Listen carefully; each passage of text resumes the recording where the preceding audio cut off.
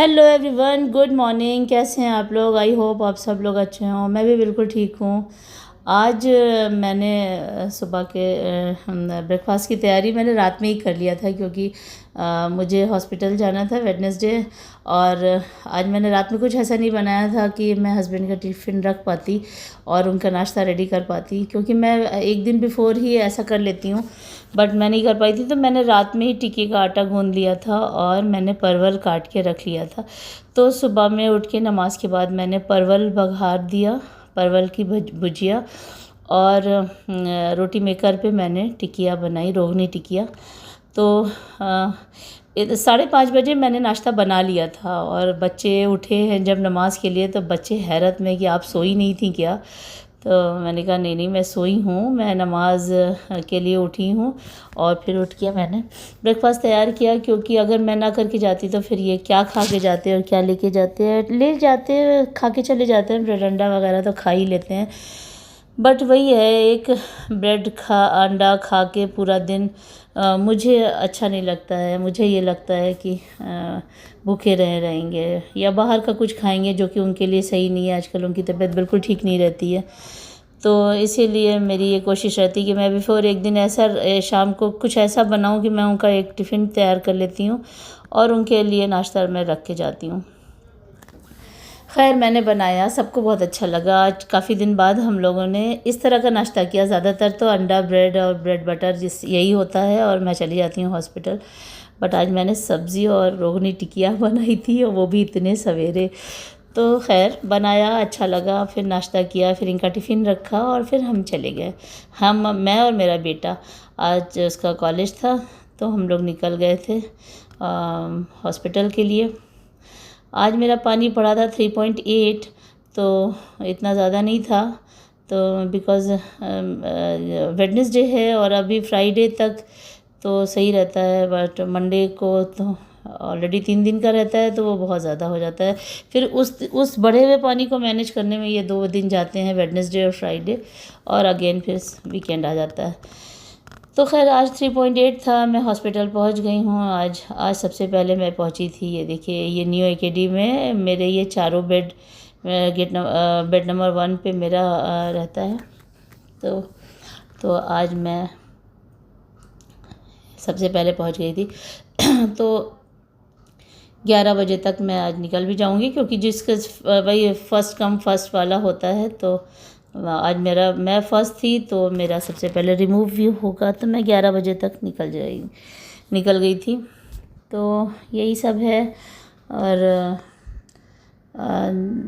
आजकल शाम थोड़ा सा, कल छुट्टी थी, मेड की नहीं आई थी, तो आज आई है वो। आज उसने आके किचन की अच्छी डीप क्लीनिंग किया, और उसके बाद शाम थोड़ी सी बिज़ी है आजकल, और रोज़ हम लोग को जाना होता है, तो इसमें तो फिर वही है, अब शाम को निकलेंगे हम। दोपहर में भी 2-3 जगह जाना था, बट नहीं जा पाए, मगर अब जाने की कल होपफुली कल तबीयत ठीक रहे, इंशाल्लाह तो ज़रूर जाऊंगी, क्योंकि यही सब है बस। बाकी बेटे के क्लासेस प्रॉपर शुरू हो चुकी है, और बहुत तेज़ी से अब उसकी कोचिंग ज्वाइन करना है उसको। अभी तक तो नहीं कराया है मैंने उसको कोचिंग, तो बट अब उसका कोचिंग में मुझे एडमिशन करवाना है, क्योंकि उसकी बहुत तेज़ी से उसकी पढ़ाई शुरू हो चुकी है। और अब मेरी डायलिसिस फिनिश हो गई थी। अब ये देखिए, इस वक्त 11:15 हो रहा था और मैं निकल गई थी घर के लिए।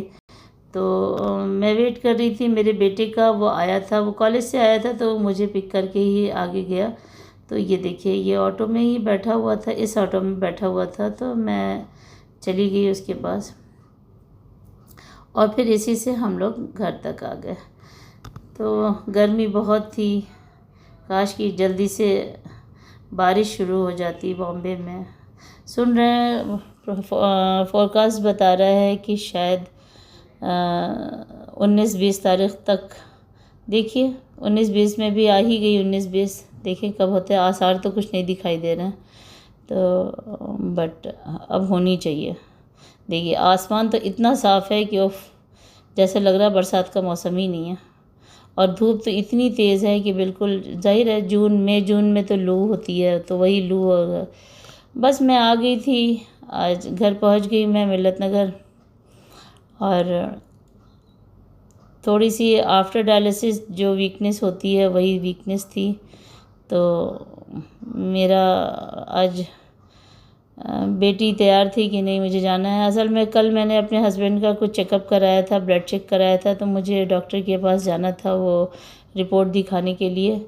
और इनका तो ऑफिस था, ये निकल गए, इनके पास टाइम ही नहीं था। मुझे जाना था बट मेरी तबीयत बिल्कुल ठीक नहीं थी, तो मैंने मेरी बेटी को मैंने भेजा और मैंने फिर उनसे फ़ोन पे बात किया। तो उन्होंने यही बताया कि मैं रोमेटोलॉजिस्ट के पास जाऊं उनकी रिपोर्ट्स लेके, क्योंकि उनको जो शक था वो सब नहीं है, थैंक गॉड रिपोर्ट्स अच्छी हैं, बट हाँ उनका आर फैक्टर थोड़ा सा पॉजिटिव आया है, तो जिसके लिए उन्होंने रोमेटोलॉजिस्ट के पास कहा है कि जाओ।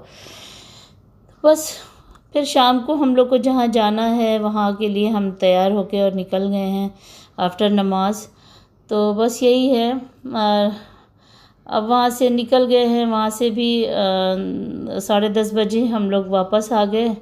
और बस इसी तरह से रोज़ की मसरूफ़ियत है। तो बस आज के लिए इतना ही, कल मिलेंगे एक नए ब्लॉग के साथ। Okay bye.